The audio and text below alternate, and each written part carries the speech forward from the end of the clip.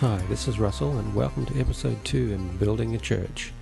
This episode we're going to be focusing in on space utilization. Episode 1 we began by looking at the overall schedule.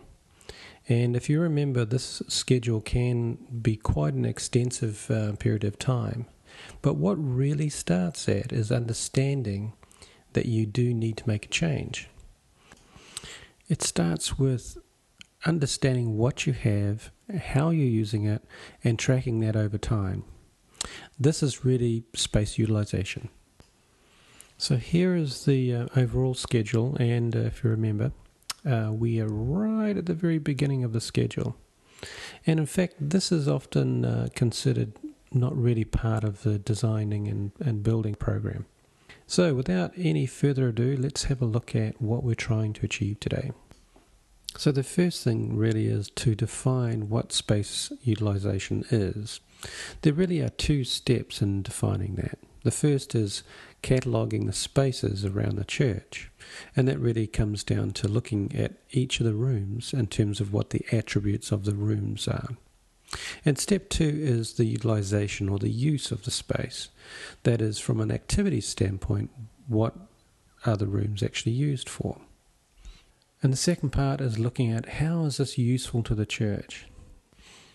I'll discuss kind of two components of that. The first is how is it useful for planning for growth, and the second is how is this useful for developing your annual budget. The first is really putting together a resource of what you have available on campus or within the church. And there's a little bit more to understanding that. So let's use this example to help define what I mean. So the first thing we want to do is capture some basic information about the room. This room, for example, it measures 18 feet by 30 feet, which gives us a square footage of 540 square feet. Now, if we do that to each of the rooms, we soon understand the differences in size between each of the rooms, and we'll talk about that in some detail later on. The next thing is really understanding some of the attributes of the room. So these attributes reflect the physical qualities of the room. I would recommend here that you start with a very simple list. This is really more of a baseline. It's used as a resource to compare room to room. So now that we've catalogued each of the rooms, we have now a resource that we can use to pick the best room based on the attributes of the room for the activities that we want to use in each of the rooms. And here's an example of using this room 103 for a youth Bible study. So as a church, you're probably capturing some of this information in a calendar or a schedule of events. The important thing here is that we're actually adding a number of key components to that schedule. And in some systems, this is possible to just simply add them as fields. But I've seen also churches adding this information in a spreadsheet or in a database. So here is some additional fields that have been added to this event. It captures a number of people at the Bible study, but also the other requirements for setting it up, the furniture, the equipment, what supplies, and in this case refreshments. So looking at this information over a year, you can see at the very beginning of the year the group was a little bit smaller, but it's been steadily growing. There's been also the introduction of the projector and also the addition of snacks and drinks. So this may be an indication of kind of what resources are needed to be added to the activity to support it. But also now a consideration needs to be that is the room going to be large enough to support additional people to this activity?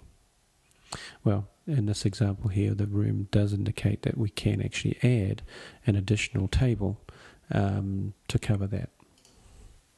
So you've pulled together all this information. You now understand what rooms are being used and for how long, what activities are happening in each of those rooms, but also how well they are doing over time.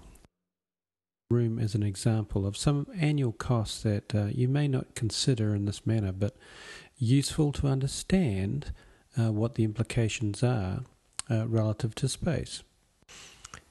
So going back to our previous example, they have a 10-minute setup time for tables, chairs, projector, and setting up the snacks.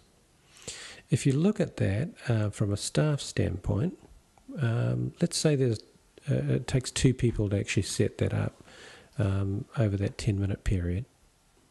So from the example here, you can soon see that if you look at this activity of setting up over a long period of time, it actually can accumulate to be quite a large number. That maybe you could reallocate those costs. And not suggesting that you're cutting staff all the time, but you look at it from a stewardship standpoint.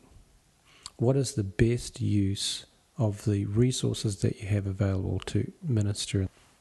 I want to re-emphasize that every church is different, but a version of what I'm talking about here can be so easily implemented, and it provides such a useful resource for not only understanding what you have in terms of rooms and spaces, but also understanding the progression of each of the activities that the church is engaged in.